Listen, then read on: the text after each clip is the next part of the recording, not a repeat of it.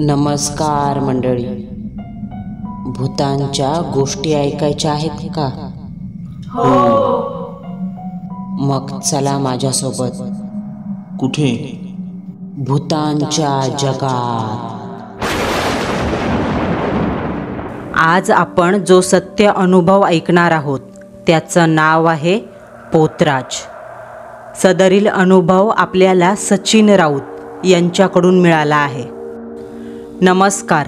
आज मी जी सत्य घटना सांगत आहे ती 10 वर्षापूर्वीची असून माझ्यासोबत घडलेली आहे. सुरुवातीला माझ्या घराची परिस्थिती अत्यंत हलाखीची होती, पण मी शिकून मोठं व्हावं या उद्देशाने माझे आई वडील रात्रंदिवस झटत होते.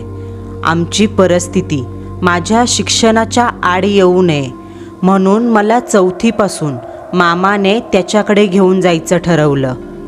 कारण माझे मामा व्यवसायाने शिक्षक आणि त्यात मुंबईसारख्या ठिकाणी राहायला होते. आईबाबांनी देखील याला विरोध केला नाही, कारण हे माझ्या भल्यासाठीच होतं. त्यामुळे मी लहानपणापासून शहरात वाढलो.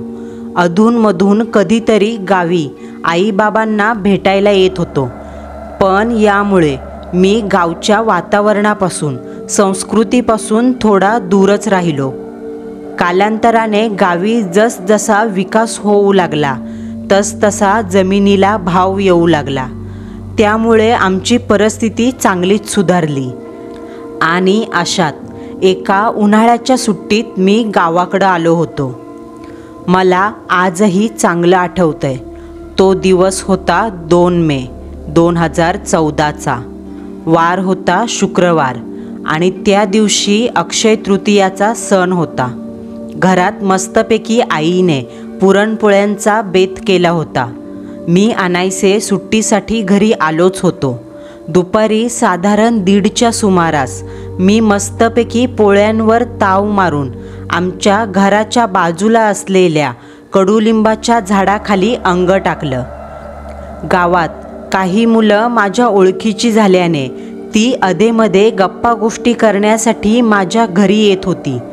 त्या दिवशी विनोद आणि विठ्ठल दोघेही पत्ते खेळण्यासाठी पत्त्यांचा कॅट घेऊन झाडाखाली आले. आमचा मस्त झाडाच्या सावलीखाली वाऱ्याच्या झुळुकेत पत्त्यांचा डाव रंगला. तोच माझ्या कानावर घुंगरू आणि हलगी वाजल्याचा आवाज आला. कुणीतरी मागणारे गावात फिरत असावेत असं वाटत होतं. तसतसा तो आवाज हळूहळू जवळ आला आणि समोर पाहिलं तर एक धिप्पाड शरीराचा काळसर माणूस, ज्याच्या चेहऱ्यावर जाडसर मिशी, खांद्यापर्यंत वाढवलेले केस, कपाळभर हळदी कुंकवाचा मळवट भरलेला, कमरेला अनेक चिंध्यांपासून तयार झालेलं घागरावजा वस्त्र नेसलेला, गळ्यात मण्यांच्या माळा आणि कमरेला सैलसर घुंगरांची माळ बांधलेला आणि पायात बांधलेले वाळे वाजवत घराच्या दिशेने येणारा तो माणूस दिसला. त्याच्यासोबत एका काटकुळ्या देहाची स्त्री हलगी वाजवत कसलं तरी गाणं म्हणत होती. मध्येच आई भवानीचा उदो उदो असं म्हणायची आणि त्या दोघांची जोडी आमच्या अंगणात येऊन थांबली. मी यांच्यासारख्या लोकांना याआधी खूप लांबून मुंबईमध्ये फक्त 1-2 वेळा पाहिलं होतं बास. आणि ही कोण आहेत असं जेव्हा मामाला विचारलं होतं तेव्हा त्याने यांना गुबुगुबूवाला म्हणतात एवढंच सांगितलं होतं. पण अशा लोकांना मी मात्र पहिल्यांदा इतक्या जवळून पाहत होतो. तो काळा माणूस नाचत नाचत मोठ्याने अंगावर चापकाचे फटके मारून घेत होता. आई दान दे ग, स्वारी तुळजापूरवरून आली असं म्हणत आमच्या दाराशी आला. एकूणच वातावरण विचित्र झालं. त्या बाईचं गाणं, त्याला साथ घालणारी ती हलगी, पायात छमछम वाजणारे घुंगरू आणि जोडीला सप सप असा आवाज करणारा तो आसुडाचा फटका. तितक्यात घरातून आईने आवाज दिला, सचिन इकडे ये. मी आत गेलो आणि पाहिलं तर आई घराच्या मागच्या अंगणात एका कोपऱ्याला बसली होती. तिला पाहून मला समजलं का तिचा मासिक धर्म चालू झाला आहे. कारण आमच्या घरी देवाचं खूप केलं जातं. माझा त्याच्यावर विश्वास नसूनही माझा नाईलाज होता. पण आई ती मात्र हे सर्व पाळत होती. तिला त्या कोपऱ्यात बसलेलं पाहिलं की आम्हाला काय ते समजून जायचं. आईने मला सुपातून 2 पुरणपोळ्या, मीठ, मिरची, तेल, पीठ आणि 1 10ची नोट घ्यायला सांगितली आणि त्यानंतर ती दारात पोतराज आलाय, जा त्याला देऊन ये असं म्हणाली. हा पोतराज म्हणजे नेमका कोण याची मला माहिती देखील नव्हती. पण हे सारं खूप विचित्र आणि हास्यास्पद वाटत होतं. माझ्या नास्तिक मनाला लागलेल्या विज्ञानवादी बुरशीमुळे मला भीक मागण्याची नवीन पद्धत वाटत होती. मी ते सारं सामान घेऊन मित्राजवळ जाऊन थांबलो. तो पोतराज त्याची झोळी घेऊन माझ्या समोर आला. पण माझ्या मनात काही वेगळंच चालू होतं. याची अंगावर आसूड मारायची स्टाईल म्हणजे एक प्रकारची हातचलाखी आहे असं मला वाटायचं. कारण कोण स्वतःच्या हाताने स्वतःला चापकाचे फटके मारेल असं वाटायचं.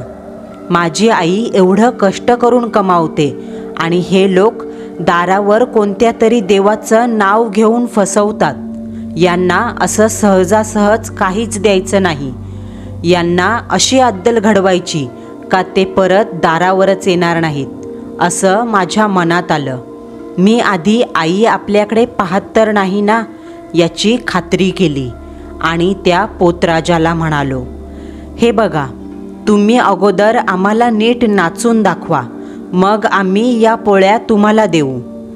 एवढं ऐकताच त्या पोतराजाने झोळी खाली ठेवली आणि आसूड हातात घेत ताल धरून नाचू लागला.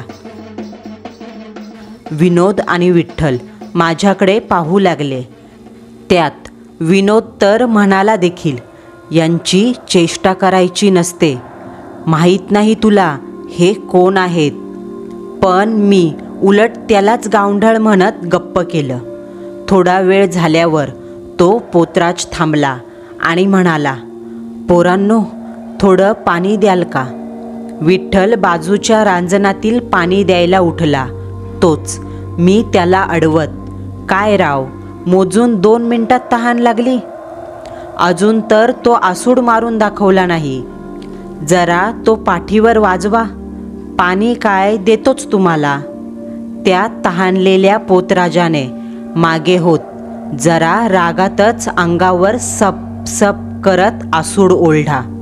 डोक्यावर ऊन पडलेलं आणि त्या आसूडांच्या फटक्यांनी त्याची काळी पाठ लाल जर्द झाली. पण माझ्या अतिहुशारीचं आणि गर्वाचं समाधान झालं नव्हतं. ती बाई चालत आमच्या जवळ आली. कदाचित माझी मस्करी तिला समजली असावी. तिने डोक्यावरची ती देवी खाली ठेवली आणि म्हणाली, पोरांनो तुम्हाला दान द्यायचं नसेल तर देऊ नका, पाणी तरी द्या. यावर मी एखादं फक्कड गाणं होऊ दे असं म्हणालो. त्यावर ती बाई, हे बघ बाळा, आम्ही आई भवानीचे पूजक आहोत. आमच्या गाण्यात फक्त आईची स्तुतीच असते असं म्हणाली आणि तिने परत देवीचं गाणं म्हणायला सुरुवात केली. तिने जसं गाणं म्हणायला सुरुवात केली तसा तो पोतराज पुन्हा आमच्यासमोर नाचू लागला. जवळपास 10 मिनटं मी त्यांची मजा घेतली. शेवटी ते दोघेही थकले. हे काय राव तुम्ही थकलात. आपलं काय ठरलं होतं, आम्हाला पोटभर नाचून दाखवलं तरच हे दान देईल. पण तुम्ही काय नाचत नाही, त्यामुळे हे काय तुम्हाला मिळणार नाही असं म्हणत मी शेजारच्या कुत्र्याला त्या पोळ्या टाकल्या. तसा तो पोतराज धावून अंगावर आला. तुला कळतंय का आम्ही कोण आहोत. आम्ही काय भिकारी वाटलो का रे तुला? अरे या त्रिखंडाची स्वामिनी आई तुळजाभवानी, तिचे वारस आहोत. अशी थट्टा करतोस आमची? असं म्हणत तो जोरजोरात शिव्या शाप देत तिथून निघाला. त्याचं शेवटचं वाक्य मात्र माझ्या कानावर स्पष्ट आलं आणि ते आजही माझ्या कानावर जसंच्या तसं ऐकू येतं. पोतराजाचा केलेला अपमान तुला जन्मभर विसरता येणार नाही. बाहेरचा धिंगाणा ऐकून आईने मला आवाज दिला. काय रे, काय झालं? काय म्हणत होता तो? कुठे गेला? असे प्रश्न विचारले. आईचा आवाज ऐकताच माझी सगळी मित्रमंडळी वाटेला लागली. कारण माझी आई आणि वडील दोघेही तुळजापूरच्या भवानीचे निस्सीम भक्त होते. त्यामुळे ती नक्कीच पोतराजासारखी आपली पाठ लाल करेन याची त्यांना खात्री होती. त्यांच्या पाठमोऱ्या आकृतीकडे बघून मला देखील हा अंदाज आला. मी सुपात राहिलेलं बाकीचं सामान उकिरड्यात फेकलं आणि घरात जात म्हणालो, अगं दिलं त्यांना दान आणि पाणी पण दिलं. ते समोरच्या गल्लीत गेलेत वाटतं. मी कशीबशी वेळ मारून नेली. त्यानंतर संध्याकाळी जो मित्रांकडे गेलो तो रात्री 8च्या दरम्यान घरी आलो. माझ्या आधीच बाबा घरात आले होते. मी आंघोळ करून जेवायला बसलो आणि अंथरुणावर पडलो. दिवसभर केलेल्या करामतीमुळे मला कधी झोप लागली कळालंच नाही. त्याच रात्री साधारण 1च्या सुमारास अचानक दारावर एक आरोळी ऐकायला आली. आई भवानीचा उदो उदो. मी दचकून जागा झालो. पाहतो तर घरातच होतो. सगळीकडे काळोख. एका कोपऱ्यात आई झोपली होती. तो नक्कीच भास होता याची जाणीव झाली आणि मी परत झोपण्याचा प्रयत्न केला. पण बंद डोळ्यांच्या पापण्याआड एक दृश्य सुरू झालं. एका सामसूम ठिकाणाहून 100-150 पोतराज चित्रविचित्र आवाज काढत निघाले होते. एका पाठोपाठ एक आसुडाने जोरजोरात मारत देवीच्या नावाचा गजर करत होते. मध्यभागी एका लाकडी गाडीवर काहीतरी ठेवलेलं होतं. मी रस्त्याच्या कडेला उभं राहून त्यामधल्या गादीवरती लक्ष केंद्रित करू लागलो.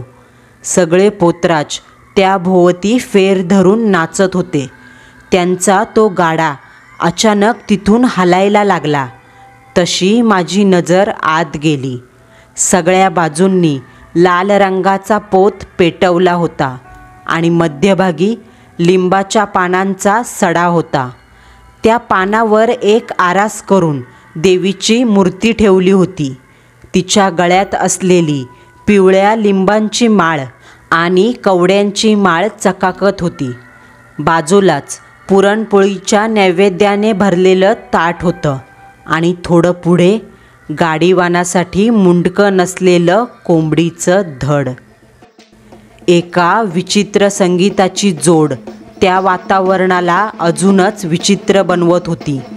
जोरजोरात वाजणाऱ्या पैंजणांचा आवाज, हलग्यांचा कडकडाट, सप सप करत पाठीवर बसणारा आसूड आणि सगळ्यांच्या तोंडून येणारा भयानक आवाज. या साऱ्याने एका कोपऱ्यात उभा असणारा मी घामाने माखलो.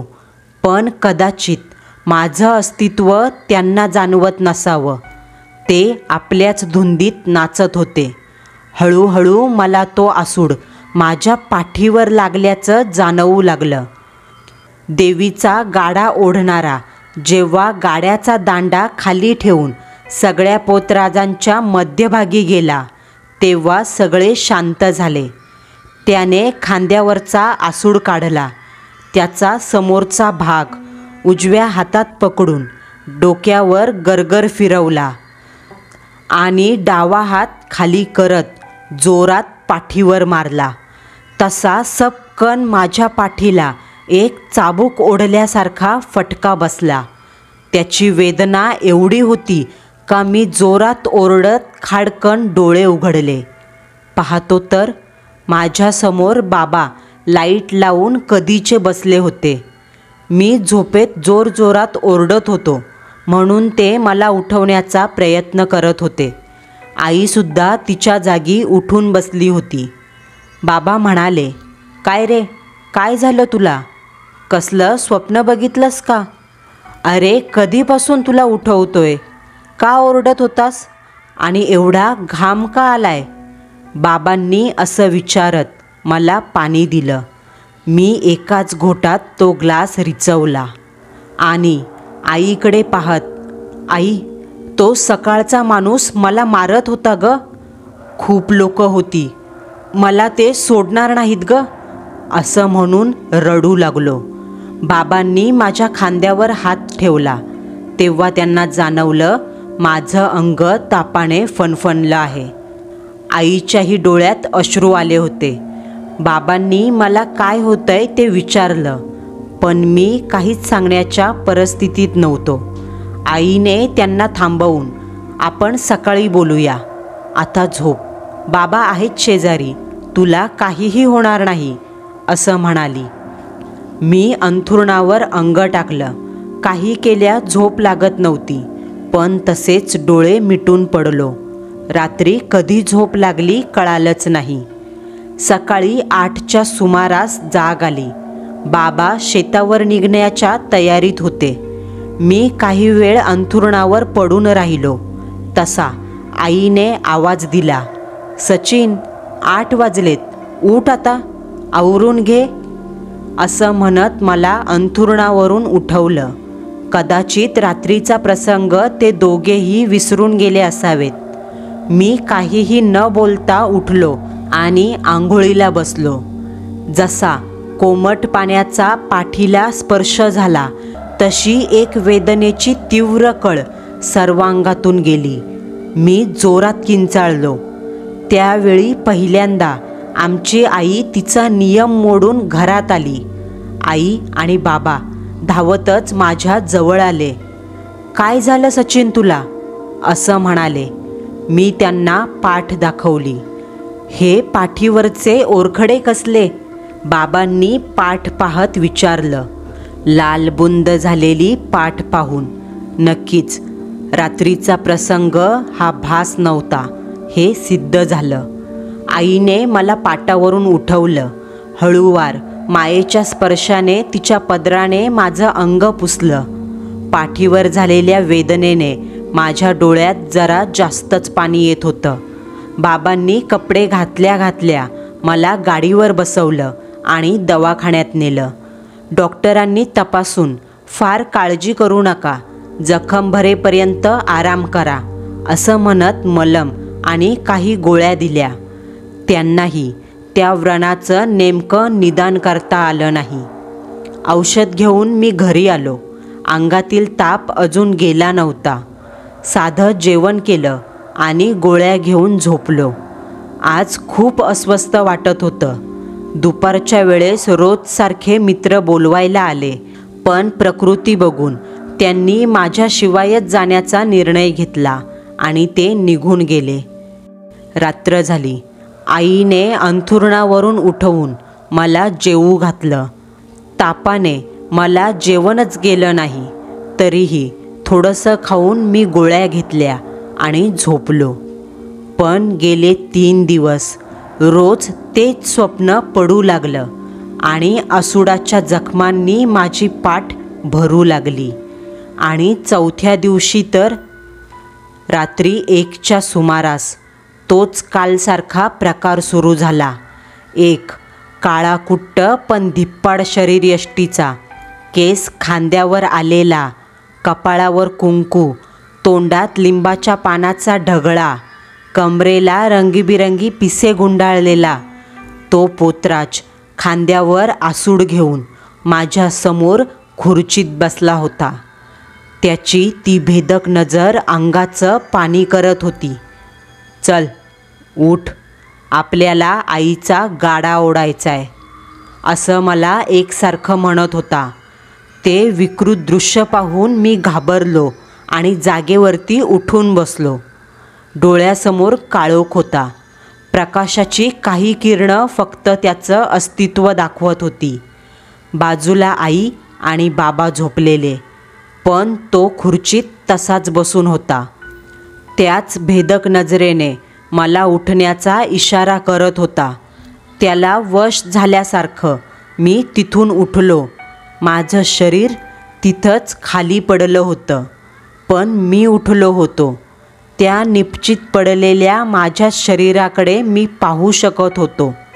अंगातून त्राण निघाल्यासारखा मी त्या पोतराजाच्या मागे निघालो. दाराबाहेर तीच कालची 100-150 पोतराजांची टोळी माझी वाट पाहत होती. मी दारात येताच त्यांनी मोठमोठ्याने आवाज सुरू केला. हलग्या कडाडल्या, पायातले वाळे जमिनीवर आपटून भयानक आवाज काढू लागले. मी बाहेर येताच त्यांनी मला लिंबाची माळ घातली आणि खेचत देवीच्या मूर्तीसमोर ठेवलेल्या गाड्याजवळ नेलं. त्या गाड्याच्या मागच्या बाजूला दोरीने मला बांधलं आणि सुरू झाला एक प्रवास. आई राजा, उदो उदो असं करत ते चित्रविचित्र पद्धतीने आवाज करत पुढे निघाले. मध्यभागी असलेल्या त्या गाड्याच्या मागे मी खेचला जात होतो. मी जसजसा जोरजोरात ओरडण्याचा प्रयत्न करत होतो तसे माझ्या पाठीवर अगणित आसुडांचा वर्षाव होत होता. पाठ खरपूस भाजली जाईल एवढ्या जोरात मला फटके मारून पुढे ओढत होते. मी रडत होतो. तोच बाबांची हाक माझ्या कानावर येऊ लागली. सचिन, डोळे उघड. अरे मी आहे तुझ्यासोबत. उघड, इकडे बघ, उठ. मी हाकेला ओ देऊ लागलो. तसा एक आसूड सपकन माझ्या पाठीवर बसला. त्याचा प्रहार सहन न झाल्याने मी किंचाळत उठलो. आई बाबा शेजारी बसले होते आणि खुर्ची रिकामी होती. मी पाठ चोळू लागलो. आईने शर्ट वर केला तसा तिला तो शर्ट रक्ताने भिजलेला दिसला. ते दोघेही प्रचंड घाबरले, पण माझ्या डोळ्यातील अश्रू पाहून काहीच म्हणाले नाही. माझं लक्ष स्वतःकडे वळवत बाबा म्हणाले, अरे तू पाठीवर झोपला होतास. काहीतरी चावून गेलं असेल म्हणून असं झालं. काही होत नाही, असा का घाबरतोस? असं म्हणून बाबांनी डॉक्टरांनी दिलेला मलम माझ्या पाठीच्या जखमा पुसून त्यांच्यावर लावला. आईने मला पोटावर झोपवून पाठ उघडी केली. काही वेळ दोघेही शांत बसले. नंतर मी झोपलोय असं गृहीत धरून बोलू लागले. अहो, हे काहीतरी विचित्रच दिसतंय बरं का. कालपेक्षा जखमा वाढल्यात आता. आणि तो जसं म्हणतोय तशा खरंच आसुडाच्या जखमा आहेत या. बाबा तिला धीर देत म्हणाले, डॉक्टरांनी फक्त जखमांचा इलाज केलाय, पण कारण सांगू शकले नाहीत. मलाही तेच वाटतंय, काहीतरी बाहेरचं आहे. पण जाऊ दे, आई भवानी आपल्यासोबत आहे, त्यामुळं तीच आता मार्ग दाखवेल. उद्या सकाळी भगताला बोलवून घेऊ. फक्त सचिनला यातलं काही कळून देऊ नकोस, असं म्हणत ते दोघेही झोपले. सकाळी 7च्या दरम्यान मला तोच आवाज आला. पायातले वाळे, हलगी, संबळ आणि आसुडाचा सपकन झालेला वार. मी जागेवर उठून आई आई असं करत ओरडू लागलो, पण आई काही केल्या माझ्या जवळ येईना. म्हणून मी उठून रूममधून बाहेर आलो आणि किचनकडे धावत गेलो. आवाज अंगणातून येत होता. आई आणि बाबा बाहेर अंगणात थांबले होते आणि दारात कडक लक्ष्मीचा म्हणजे मर्याईचा फेरा आला होता. मी घाबरतच दाराजवळ गेलो आणि आईच्या पदरामागे लपत सारं पाहू लागलो. आई त्या पोतराजाला सांगू लागली, महाराज हे दान घ्या आणि घरावर काही इडापिडा असल तर आई कडक लक्ष्मीला सांगून ती दूर करा. पोतराजाने झोळी पुढं केली आणि आईबापांच्या कपाळावर हळदीचे बोट लावत तो माझ्याजवळ आला. त्याचं ते रूप रात्रीच्या लोकांसारखंच होतं. तो नक्कीच माझ्याजवळ येऊन मला असुडानं मारणार ही भीती वाटत होती. त्यामुळे मी पळत आई आई असा धावा करत घरात शिरलो आणि दार धाडकन बंद करून घेतलं. किचनच्या खिडकीत येऊन बाहेरचा प्रकार पाहू लागलो. आई प्रचंड घाबरली आणि पोतराजाला सांगू लागली, मागच्या 4 दिवसांपासून हा असं करतोय. पोतराज स्वतःची झोळी सावरत म्हणाला, बाई, तुझ्या घरावरून गाडा जाणार हाय आणि हा गाडा तुझ्या पोरानं हातानं बोलवलाय. जोवर तुझं पोरगं देवीला कबूल होत नाही तोवर हा तरास काही जायचा नाही बघ. फक्त तुझं पोरगं जायच्या आत तू तुळजापूरला जाऊन ये म्हणजे झालं, नाहीतर वंशाचा दिवा इझून जाईल. असं म्हणत तो रस्त्याला लागला. आई मात्र डोक्याला हात देऊन खाली बसली. बाबांनी तिला सावरत दाराजवळ आले आणि मला दार उघडायला सांगितलं. मी दार उघडताच ते दोघेही आत आले. आईने मला जवळ घेतलं. माझ्या तोंडाचे मुके घेत बोलू लागली, माझ्या सचिनला माझ्यापासून कोणीच दूर करू शकत नाही. त्याच्यासाठी मी वाटेन ते करेन. बाबांनी तिच्या हातून माझा चेहरा सोडवत विचारलं, सचिन, खरं खरं सांग, तू काय केलंस? कधी काही विचित्र दिसणारी गोष्ट उचललीस किंवा डावललीस का? की पोतराजाला काही बोललास कधी? आता सगळं सांगणं माझ्या भल्याचं होतं म्हणून मी त्यांना त्या दिवशी झालेला प्रकार सांगितला. माझं बोलणं पूर्ण व्हायच्या आतच आईने एक जोराची कानशिलात लगावली आणि ओरडली, मूर्ख कुठला, तुला कळत नाही का? काय केलंयस तू? अरे तुझ्या या मस्करीने जीवावर बेतायचं राहिलंय आता. एवढा कसा निष्ठुर झालास? हेच शिकवलं का आम्ही तुला लहानपणापासून? असं म्हणत ती धाय मोकलून रडू लागली. बाबांनी मला जवळ घेतलं आणि पुन्हा अशी चूक करू नकोस. कुणाचेही आशीर्वाद घ्यावेत पण शाप कधीच घेऊ नये असं सांगितलं आणि बाबांनी भगताचं घर गाठलं. दुपारी 1च्या सुमारास बाबा घरी आले. आई दाराकडे डोळे लावून त्यांचीच वाट पाहत होती. ते येताच त्यांनी सांगितलं, हे बघ, आपल्याकडे वेळ कमी आहे. उद्या नवमी आहे. तुळजापूरला आजच निघावं लागेल. तिथे देवीला अभिषेक घालून 9 पोतराजांची पूजा करावी लागेल. तेव्हाच या फेऱ्यातून आपण सचिनला वाचवू शकू. मी गाडी बोलवली, तू लवकर तयार हो असं म्हणत त्यांनी तुळजापूरला असणाऱ्या काकांना फोन लावला आणि झालेला सगळा प्रकार सांगून तिथे पूजा आणि अभिषेकाची व्यवस्था करायला सांगितली. दुपारी 3च्या सुमारास आम्ही घरातून निघालो. 5 तासाचा प्रवास करत आम्ही तिघांनी तुळजापूर गाठलं. 8च्या सुमारास तिथे पोहोचलो. काकांनी सगळी व्यवस्था करून ठेवली होती. काकांच्या घरी आराम केला आणि नंतर सकाळच्या पहिल्या प्रहरी 4च्या सुमारास देवीच्या मंदिराकडे निघालो. कुंडात आंघोळ्या केल्या. थंडगार पाण्याने पाठीला असह्य वेदना होतच होत्या. आईने धीर देत, काही होणार नाही बाळा, थोडा वेळ धीर धर आता असं म्हणत मला ओल्या अंगानं मंदिरात नेलं. पुजाऱ्यांनी पूजेची सगळी तयारी केली होती. आम्ही देवीला अभिषेक घातला. त्या मंदिरात मला खूप प्रसन्न वाटत होतं, कारण त्रिखंडाची मालकीन साक्षात समोर होती. गाभाऱ्याच्या मधोमध चांदीच्या सिंहासनावर आरूढ झालेली भवानी माता.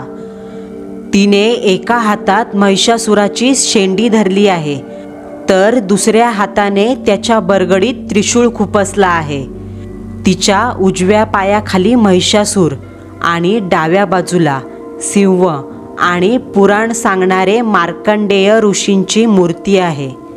देवीच्या उजव्या खांद्याजवळ चंद्र आणि डाव्या खांद्याजवळ सूर्य कोरलेला दिसतो अशा सुरेख मूर्तीसमोर आम्ही हात जोडून बसलो होतो. अष्टक म्हणून देवीची आरती केली. अभिषेक संपन्न झाला. मंदिर परिसरात काही पोतराज बसले होते. देवीच्या पूजेने माझी भीती आता कुठल्या कुठे पळाली होती. अगदी निर्भीड मनाने मी सगळा प्रकार विसरून बाबांसोबत त्यांची पूजा केली. त्यांना दक्षिणा देऊन त्या फेऱ्यातून मुक्तता मिळाली. पण या घटनेला 10 वर्ष उलटून गेली आहेत आणि आजही मी बऱ्याच स्किन स्पेशलिस्टकडे गेलो. खूप पैसे घातले, पण पाठीवरचे डाग मात्र अजूनही गेले नाहीत. आता तर डॉक्टरांनी देखील हात वर केले. त्यामुळे अशा वेळी कानात एकच आवाज घुमतो, पोतराजाचा अपमान तुला कधीच विसरता येणार नाही. मंडळींनो, आपला आजचा सत्य अनुभव तुम्हाला कसा वाटला हे कमेंट बॉक्समध्ये कळवायला विसरू नका. पुन्हा भेटू. नवा सत्य अनुभव, नवा थरार.